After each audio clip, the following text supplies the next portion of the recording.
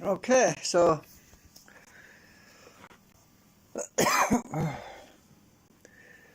I just hammered these in, and they don't actually stick out very proud. I'm really happy with the appearance. So I've acetoned this, and I'm going to give it 24 hours to shrink a bit, because it will shrink a bit. Yeah, very happy with the result. So it's going to go in the rotor wheel. I cleaned this out. I cleaned out them little things I had in there before. Cause it's going to go in.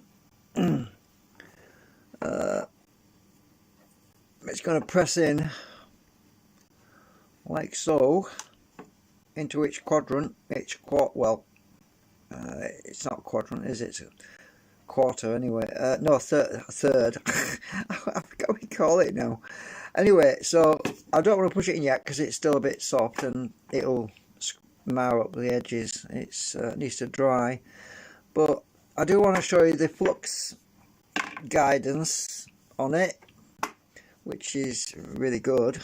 So if we get one of the magnets, the type that we use in the rotor assembly, one of these, we stick it on the back like that. I don't know if I've got the pole right way around. I bet I've got it the wrong way around. Oh, I've got it right way around. Ooh, cool. So I'm trying to well, my phone stands across the room, but the guidance, the magnetic guidance is really, really good. I'll show you what I mean. If I move the magnet, it's sticking to the, it's a bit soft. I've just acetoned this. If I move the magnet slightly to this side, watch what happens. Look at that, we get deflection, look. And we get a lot. It lifts it up, look. This is the important part. Look, we have a lot of flux coming out of this end. It's lifting my screwdriver up, look. Move the magnet onto this side. Well, actually I could just show you the opposite side. Look at this. Nothing. That's what I want. Absolutely nothing on that side at all.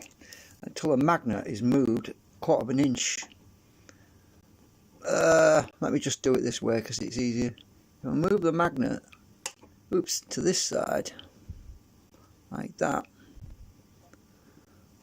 then I turn it around again. This side is now very magnetic. This side, not so. Because the way I worked this out before, because I've done this sort of thing before when I've done my other experiments, the way the laminations work is the flux, oops, the flux travels and it kind of couples to each one, each stage, and comes out this end like that. And you only move it a small amount to the middle, and it's weak now because it's going down both paths right now. We move it, the magnet, just a little bit, a fraction this side.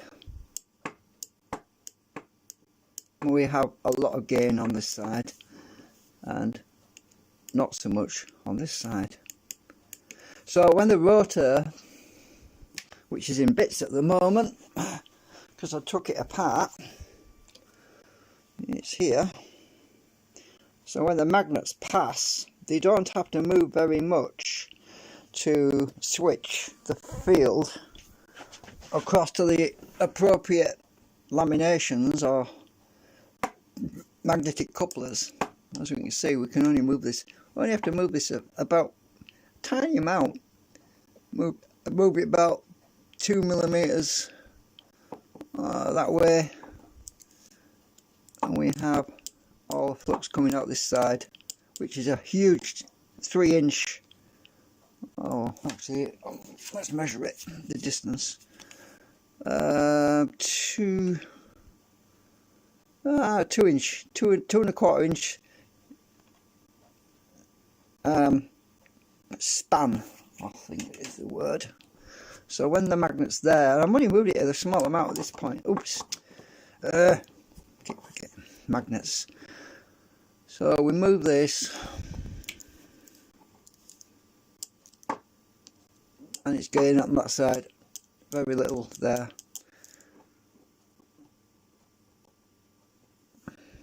And now it's all on this side. So it will actually do what I want it to do. It will, as the this is going to be in the rotor like so. So, and I have 3 of them. And as this is turning, it will switch the flux from, on the approach, it'll be to the coil, which is going to be outside, and then it switches over. Once it gets to the top dead center, it'll be cancelled out anyway, which is in the middle, which is what I was telling you before. When the magnet's in the middle, oh, it's still sticky, so it's hard to move the magnet around. You need to give it time to dry. So obviously when the magnet's in the middle, it'll be cancelled anyway, and it's weaker. It's weaker on all of them really, but that's where it will be cancelled anyway, in the middle. It's when it's just to one side that we want the flux, and that's exactly where I've got it, and that's when it will be on the other magnet, when it will be sort of a quadrant like that. When the magnet is at that point and the coil is down here, that's when we get our flux coming through. So it works, the coupling works, and it's a damn sight better than the ball bearing. So yeah, I thought I'd show you that. Just a quick update on what we have so far. Anyway, I'm tired, so I'm going to get some sleep soon. Just finishing watching my dig videos. I dig videos. I don't know. Anyway, so yeah. But I take that magnet off before it puts an indentation in my plastic, because it's still quite soft. Oh, look, it has it. It's put some dents in it. Look, where I was moving it, because it's very soft right now. It needs to dry. It'll be all right. So I've got to 3D print another 2 of these, and I'll probably get them done tomorrow, because I don't like leaving the printer running while I'm asleep. Oh. So, bye for now.